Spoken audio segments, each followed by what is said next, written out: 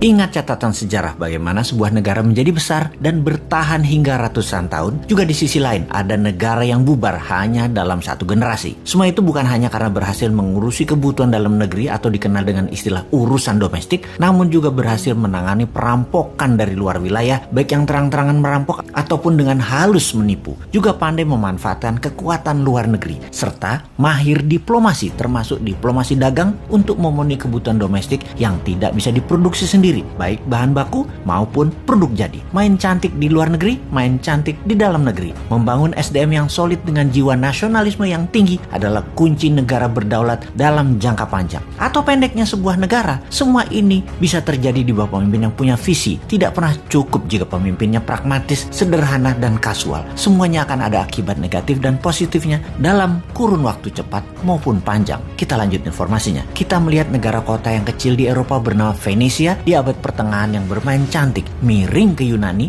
dalam strategi luar negerinya. Kemudian main indah ke dalam negeri dengan koleganza, yaitu equity crowdfunding atau urun dana untuk UKM. Seperti Santara tirulah saat ini. Kalau negara yang terkini, kita lihat Singapura dengan strategi miring ke barat, menjadikan Singapura negara kota yang kuat dalam maritim hub dan financial hub. Menjadikan Singapura negeri dengan pendapatan per kapitanya salah satu yang tertinggi di dunia dengan 50 ribuan dolar per kapita atau hampir 12 kalinya pendapatan per kapita Indonesia. Padahal Singapura itu juniornya Indonesia. Indonesia lahir tahun 45, Singapura tahun 65. Bagaimana dengan Tiongkok yang di tahun 1970-an pernah kelaparan dahsyat yang membuat matinya penduduk lebih dari 5 juta dan sangat miskin hingga tahun 80-an. Yang dilakukan oleh Deng Xiaoping, pemimpin waktu itu, adalah bermain cantik ke luar negerinya, di mana di tahun 79 Deng Xiaoping memilih miring ke Amerika. Padahal saat itu Soviet, tetangganya Tiongkok, adalah kekuatan yang dikatakan terkuat di dunia dan sama-sama paham bernegaranya adalah komunis. Ternyata benar,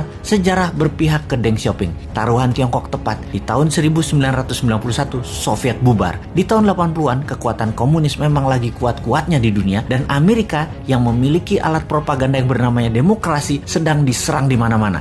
Untuk itu, apapun resikonya, Amerika mepet Tiongkok. Amerika perlu Tiongkok untuk menahan Soviet dan menahan Korea Utara setelah gagal di tahun 1975 di Vietnam yang menjadikan Vietnam negara komunis. Tiongkok pun kemudian diguyur dana besar dan banyak perusahaan barat masuk ke Tiongkok dengan syarat Tiongkok berpihak ke sekutu. Tiongkok yang di tahun 70-an income per kapitanya di bawah Indonesia melakukan strategi luar negeri yang cantik yang berbuah pada saat ini income per kapitanya 5 kali Indonesia. Selama 10 tahun kemudian hingga tahun 1989 Tiongkok menggeliat naik ekonominya. Banyak reformasi dilakukan di dalam negeri. Perusahaan sekutu barat serta perusahaan globalis banyak memindahkan pusat produksinya ke Tiongkok karena SDM yang kuat kerja serta murah. Di tahun 89, bulan Juni, mahasiswa demo di Tiananmen menuntut demokrasi meledak. Efek pemahaman barat mulai masuk ke sendi bernegara Tiongkok. Mahasiswa ingin bebas demokrasi. Deng Xiaoping dilema, memihak barat sesuai dengan perjanjian dengan Ronald Reagan, sekutu barat, atau balik kanan mementingkan dasar negara, sosialis komunis. Setelah adanya secret meeting, keputusannya adalah tetap sosialis komunis dan anti demokrasi barat. Maka disikatlah mahasiswa di Tiananmen Square itu,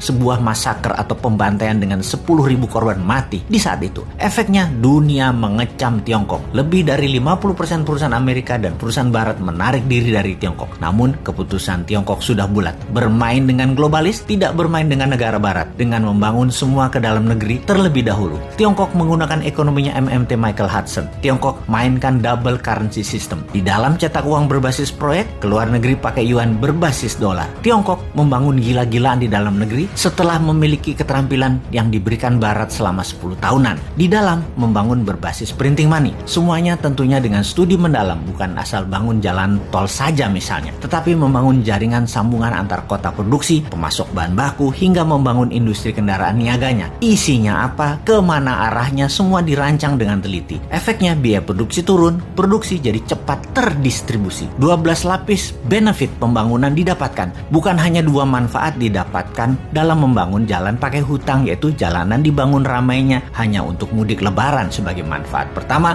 dan dapat sohor populer terlihat membangun, yaitu manfaat kedua, yaitu negara tetangga yang punya begituan bukan Tiongkok.